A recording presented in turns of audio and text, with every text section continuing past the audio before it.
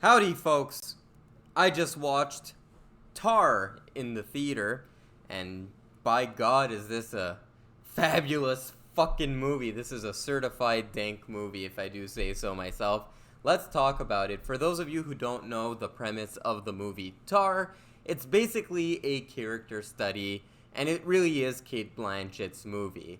You follow this maestro, played by Cate Blanchett, as she's preparing to make her fifth symphony. She's a very acclaimed maestro. Everyone loves her. It opens with an interview where she's talking about all her accolades and all of her education, and she's working hard on her fifth symphony.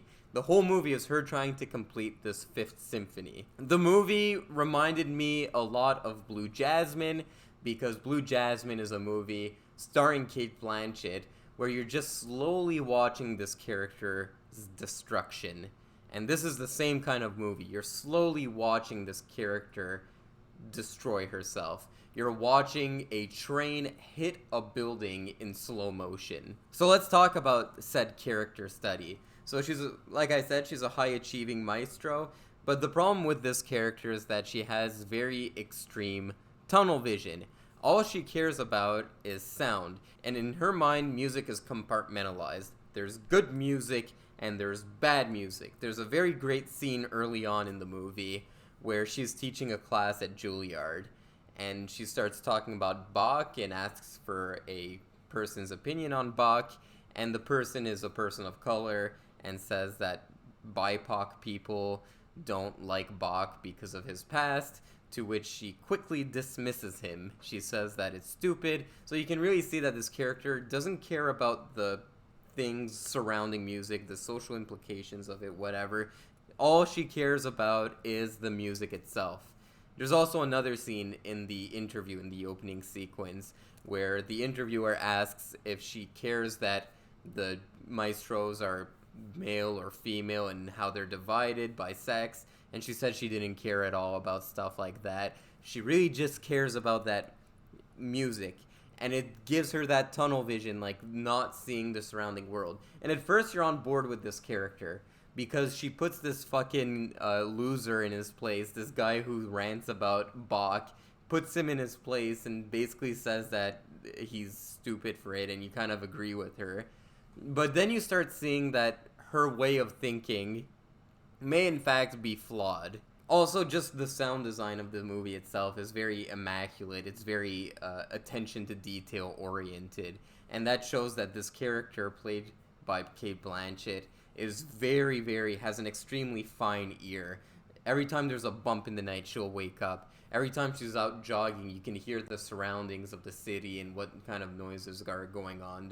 There's not a lot of music in the movie, because the movie really wants you to hear the sounds that this character hears on a daily basis.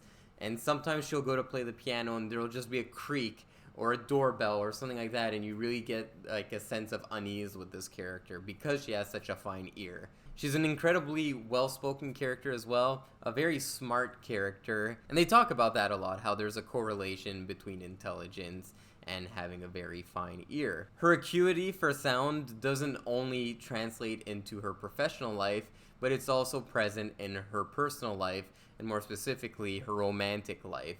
You can tell that romances she has are formed from the sound. That's like the initial thing she captures in a person. And once someone sounds unique, once someone has the same wavelength as her, all of a sudden she gets this enormous attraction to this person. There's a cellist in the movie, and this cellist is very good at her craft. She's a very good cellist, and that's kind of what draws Cate Blanchett towards her.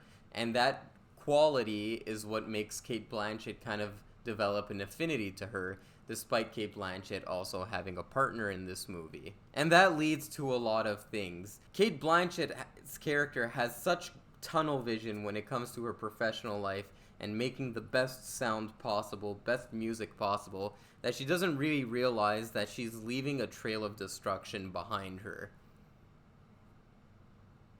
She also doesn't really appreciate what's right in front of her. She has a relationship with her partner's daughter, that she seems to be quite negligent about and doesn't really appreciate what's right in front of her. That's what I liked about this movie.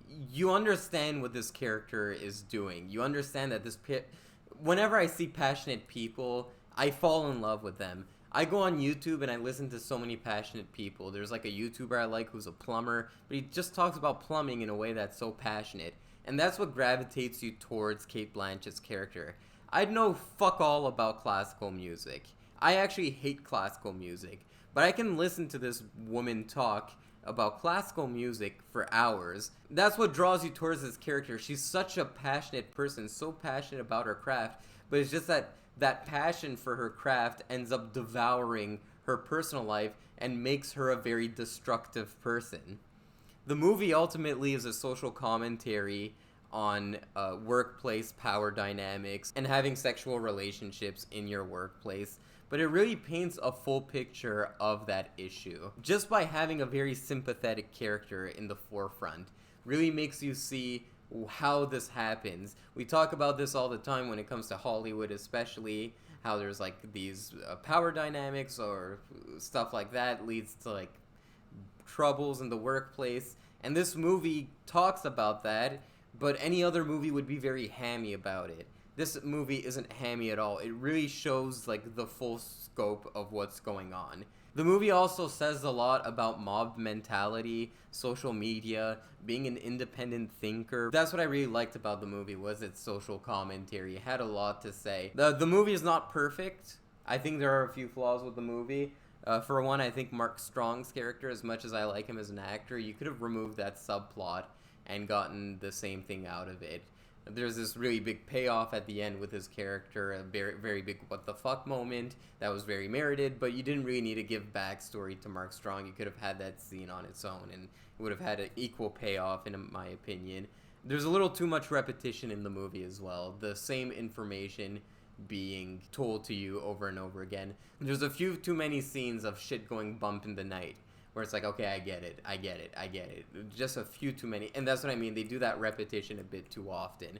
But it was just very fascinating to see this character study about a character that all she wants to do is work on her craft. And there's all these social things that are going on in her peripheral vision that she's totally not interested but has to deal with, because all she cares about is her music, because music means so much to this character.